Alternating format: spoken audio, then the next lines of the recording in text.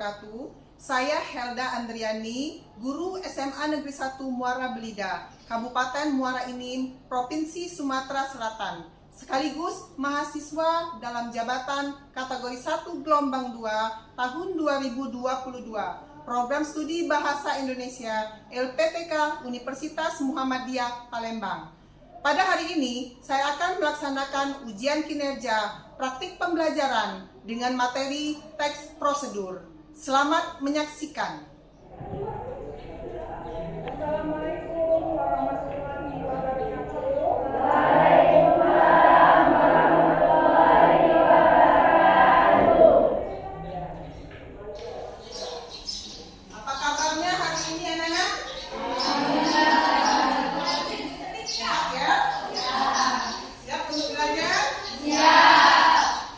Bersyukur ya, hari ini kita masih diberi kesehatan, masih diberi kesempatan sehingga kita bisa melakukan pembelajaran seperti biasanya. Nah, sebelum belajar kita akan berdoa terlebih dahulu ya, supaya apa yang akan kita lakukan ini berjalan dengan lancar, kemudian ilmu yang akan kita dapatkan menjadi manfaat. Kepada ketua kelas dimohon untuk memimpin doa. Berdoa mulai. Selesai. Nah, kita akan menyanyikan lagu wajib dulu ya, sebagai wujud cinta tanah air kita kepada bangsa dan negara kita. Mohon semuanya berdiri.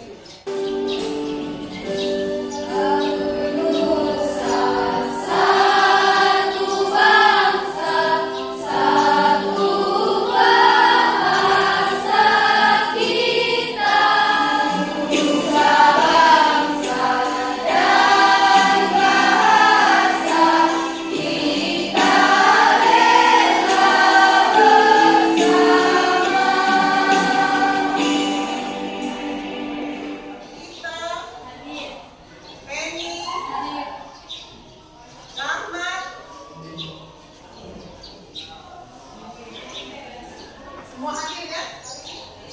Coba sebelum melakukan pembelajaran, Ibu mau melihat persiapan kalian dulu. Coba lihat dulu, pakaiannya apakah sudah rapi? Kiri kanan, depan belakang dilihat. Bila ada sampah, kalau dibuang dulu ke kotak sampah. Itu akan melakukan ice breathing dulu sebelum belajar. Ice breathingnya seperti ini. Kalian ikuti instruksi Ibu. Bila Ibu katakan 1, kalian pegang kepala. Paham? Bila Ibu katakan angka 2, pegang leher. Ini ya. Angka 3, tepuk tangan. Tadi saja. Angka 4, sip. Paham? Bisa dilakukan? Bisa. Sekarang ikuti instruksi Ibu. Angka 4, 3. Ayo, siapa yang tidak konsentrasi? Karena ujian SBT ini adalah meningkatkan konsentrasi. Eja kurang konsentrasi. Ulang lagi ya. 3, 1, 2, 4, 5. Tidak ada 5. Baik, semuanya sudah konsentrasi. Tepuk tangan. Sudah siap artinya ya? Belakang sudah siap untuk perhatikan video berikut. Silakan kalian amati, nanti kalian lihat isinya apa. Lalu nanti akan Ibu tanya mengenai video.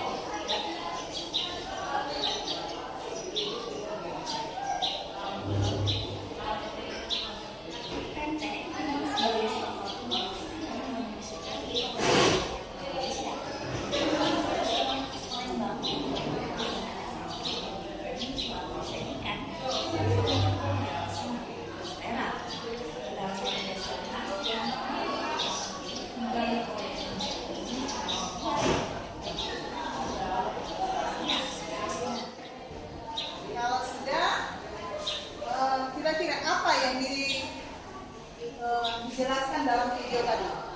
Ada yang menyimak? Coba, Eca. Video tadi menceritakan tentang seorang yang membuat teks.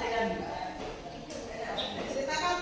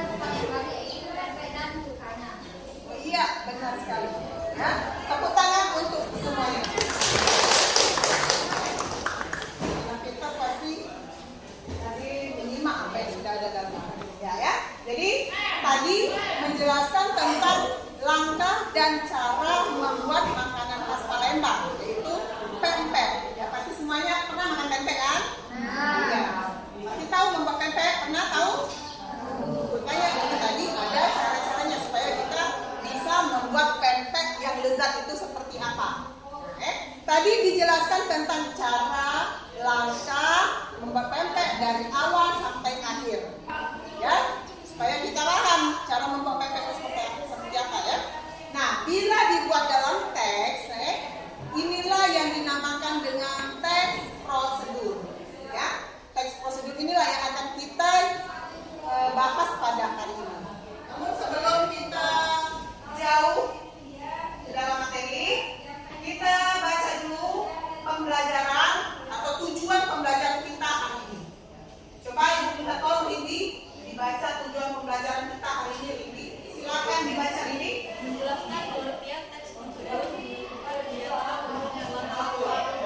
apa yang disampaikan dalam teks prosedur, menyusun pernyataan umum dan tahapan-tahapan dalam teks prosedur dengan organisasi yang tepat. Iya, inilah 3 tujuan pembelajaran kita.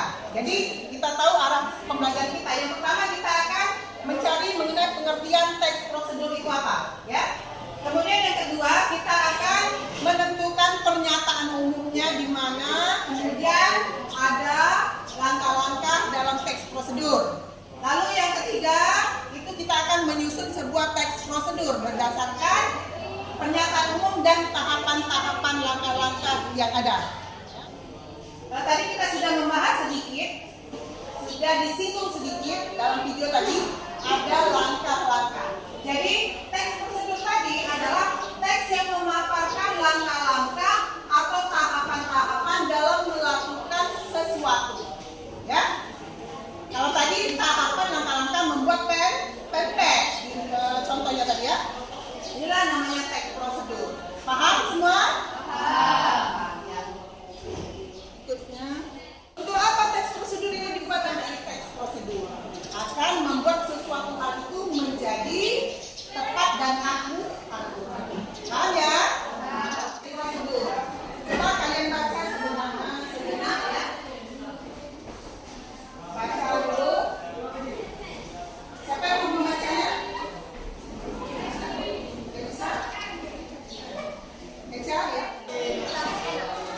Kopi hitam merupakan minuman yang mengandung sejumlah khasiat.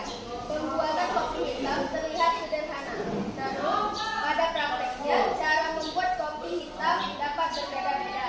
Kopi hitam yang enak biasanya sering didapatkan di coffee shop, dibuat oleh barista. Namun kamu juga bisa mengikuti resep di bawah ini untuk membuat kopi hitam yang tidak terlalu nikmat.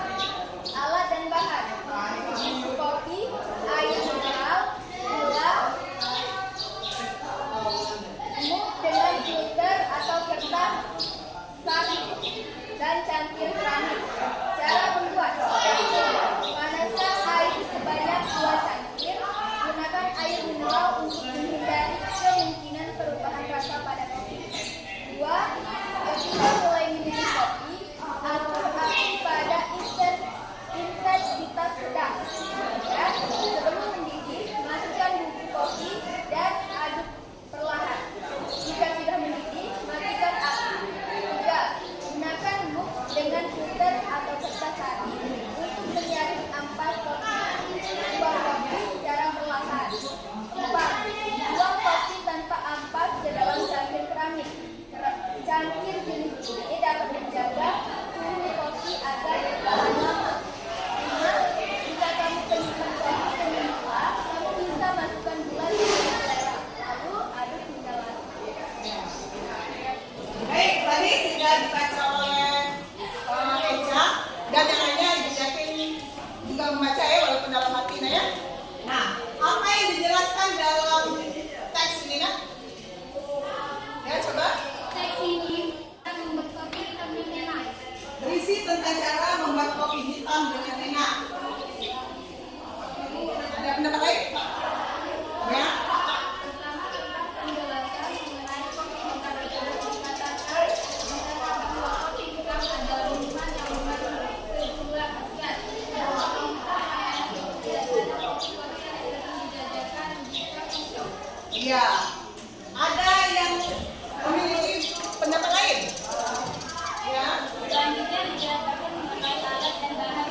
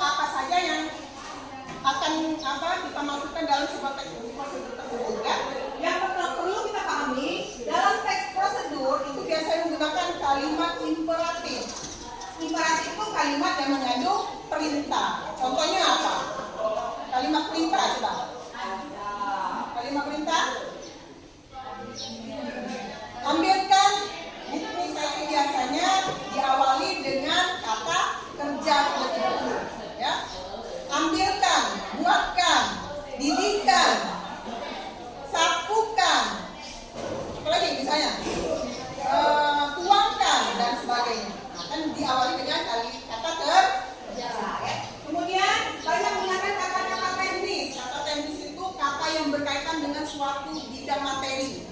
Kalau misalnya mengenai materi kesehatan, maka kata teknisnya itu berkaitan dengan kesehatan. Misalnya stetoskop, ya, itu bidang kesehatan ya. Tapi misalnya kalau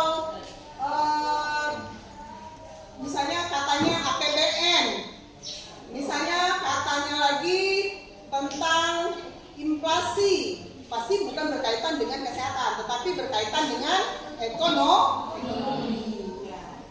Berikutnya mengandung konjungsi tambahan. Misalnya selain itu, setelah itu, karena dia berurutan, ya. Setelah itu, tuangkan. Selain itu, gunakan. Misalnya. Lalu berikutnya kata penghubung. Misalnya pertama, kedua, ketiga, karena dia ada urutan kerjanya. Berikutnya adalah menggunakan pernyataan persuasif, yaitu mengandung ajakan, permintaan, atau imbauan. Berhubungan dengan imperatif tadi ya. Ada urutannya. Yang pertama itu tulis dulu judulnya, kemudian tulis bagian pernyataan umumnya, lalu yang ketiga tulis alat dan bahannya, keempat tulis langkah-langkahnya, dan kelima tulis kesimpulan. Kesimpulan itu opsional, maksudnya itu boleh dimasukkan, boleh tidak. Di sini ibu ada sebuah poster, ya, posternya. Di situ ada cara atau langkah-langkah membuat apa nak? Membuat jus mangga, ya. Ada langkah-langkahnya supaya jus mangganya enak. Nah, kira-kira kalau kita buat dalam sebuah teks prosedur, ya di sini pernyataan umumnya apa kira-kira isinya? Pernyataan umumnya, kemudian tahapan-tahapannya apa?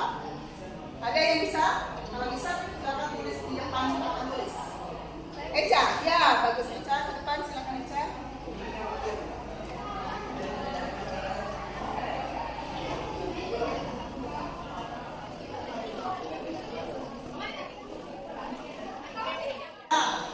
Ada lagi yang mau menambahkan? Ya, Pak Yani.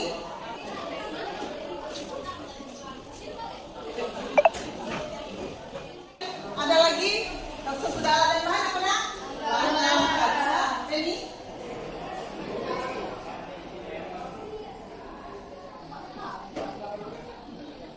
coba kita lihat ya. Pernyataan umumnya tentang, sudah benar belum ini? Tentang jus mangga itu yang sehat seperti apa? Nah, jadi dideskripsikan gitu ya. Diceritakan dulu tentang jus mangganya.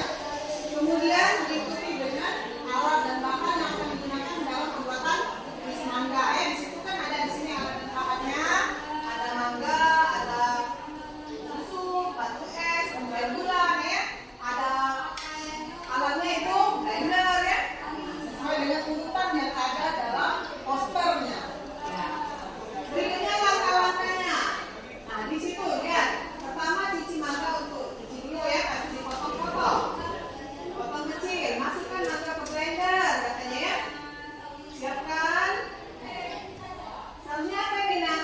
Sarunya sudah potong. Sini sudah potong, disiapkan bahan dan alatnya ya di sini ya. Sarunya disiapkan bahan dan alatnya ada. Lalu berikutnya blender, masukkan ke blender dan ini sudah benar. Tahap 3, tanpa blender sampai halus, buang jus ke dalam jus set ini. Ya. Nah, ini yang kata ibu tadi. Harus disesuaikan dengan urutan yang benar yang ada sesuai dengan instruksi dalam. Semuanya sudah paham mengenai materi teks prosedur? Tepuk tangan untuk semuanya. Masih semangat? Kita ulangi lagi apa namanya speakingnya ya, supaya semangat lagi. Oke, seperti tadi. Siap-siap speaking. 1, 3, 2, 1, 3, 4, 2, 3, 1, 3. Ya, semuanya sudah oke. Nantinya kita akan membagi kelompok ya. Silakan kalian buat kelompok sesuai dengan kelompok yang ada sudah ibu bagi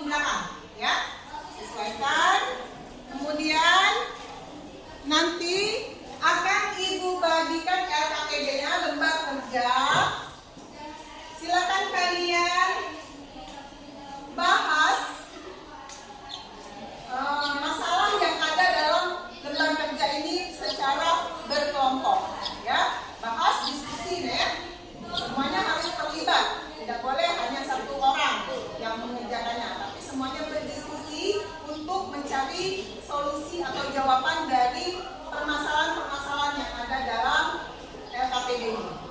Paham? Silakan sesuai dengan kelompok yang kemarin. Diskusikan. Ini kelompok 4. Tulis ya.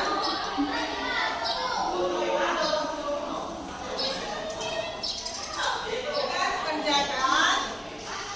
Ibu kasih waktu 15 menit. Cukup?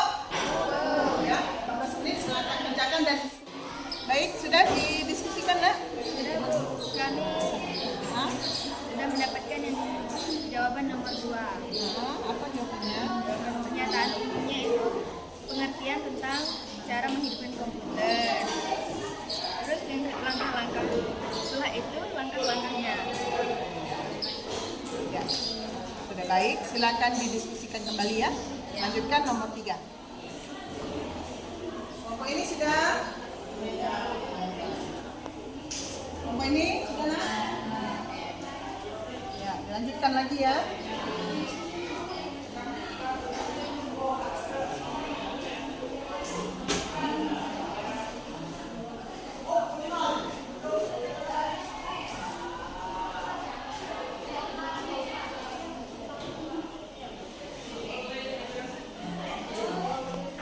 Ya, terus diskusikan dulu.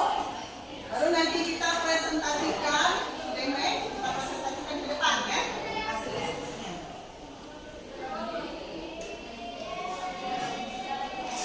Sudah siap? Ya. Selesai ya? Kita presentasi ke depan ya. Oke. Untuk presentasi yang pertama, kelompok siapa, Nak, yang mau maju dulu? Kelompok 3 Bu. Kelompok 3, ya baiklah. Kelompok Nabila ya. 3. Silakan kelompok 3 untuk maju ke depan. Ya, silakan kelompok 3 untuk mempresentasikan hasil pekerjaan kelompoknya. Baiklah, kami akan mempresentasikan hasil diskusi kami. Kami kelompok 3 yang beranggotakan saya, Nabila Natasha, saya Putri Nabila, dan saya Mila Fatimah. Jadi di sini ada pertanyaan tentang jelaskan pengertian teks prosedur. Jadi menurut kelompok 3, teks prosedur adalah teks yang memaparkan langkah-langkah atau tahapan-tahapan untuk melakukan sesuatu secara terstruktur dan sistematis. Ada juga nomor 2, komputer adalah salah satu perangkat elektronik yang sering digunakan untuk memudahkan pekerjaan manusia.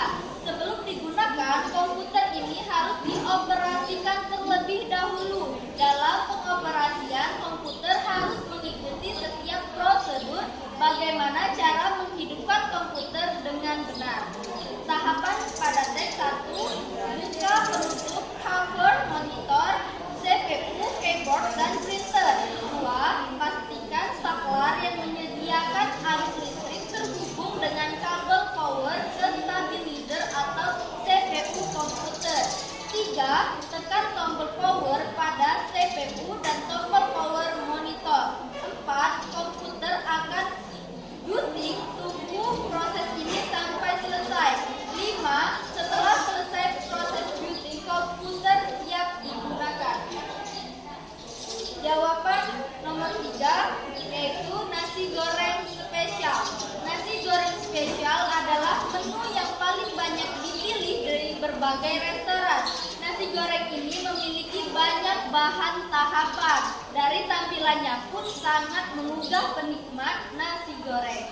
Untuk mengkonsumsinya, kamu tidak perlu pergi ke restoran mahal karena menu ini sebenarnya paling mudah untuk dicoba karena bahan dan caranya dan memasaknya sangat sederhana.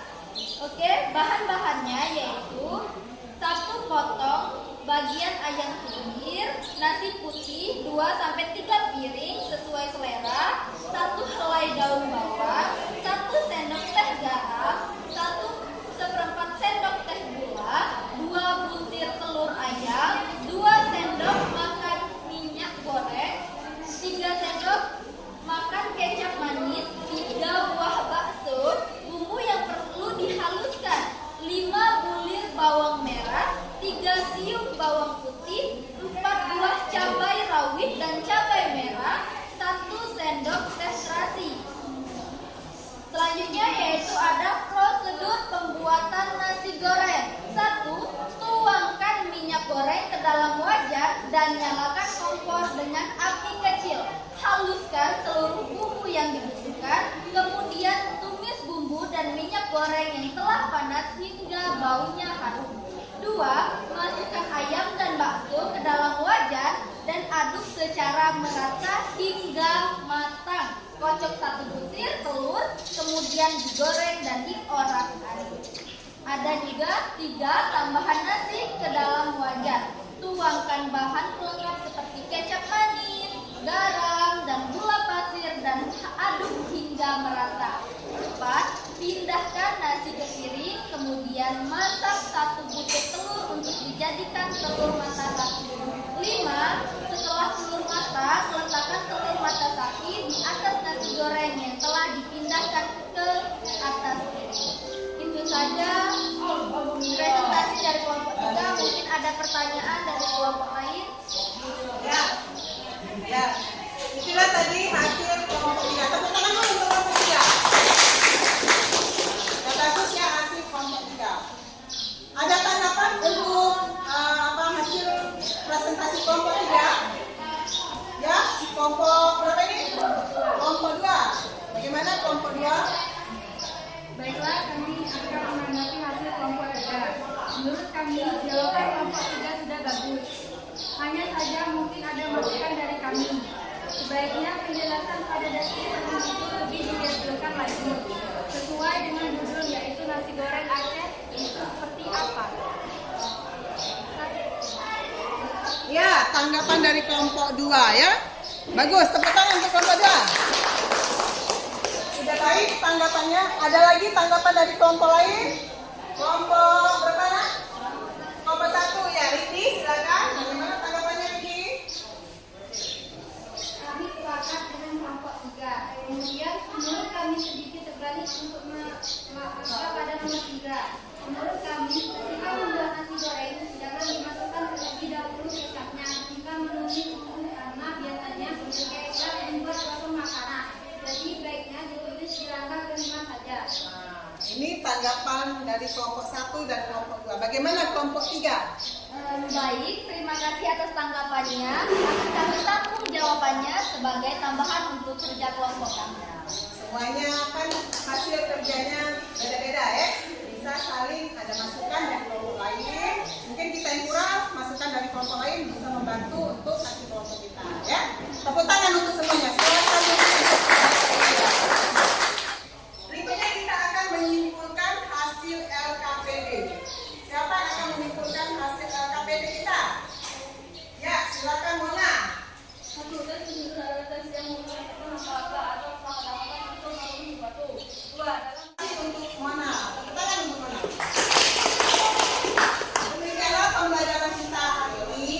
Sebelum kita tutup ya pembelajarannya, Ibu akan simpulkan materi kita hari ini. Yang pertama itu bahwa teks prosedur adalah teks yang menjabarkan atau menjelaskan langkah-langkah mengenai sebuah kegiatan ya atau membuat sesuatu itu dengan tepat secara tersusun secara sistematis.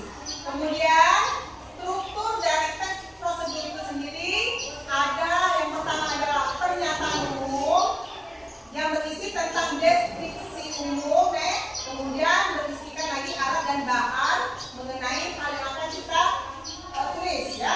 Kemudian yang kedua adalah langkah-langkah. Langkah-langkah itu cara yang wajib kita ikuti supaya hasil suatu kegiatan tersebut menjadi baik.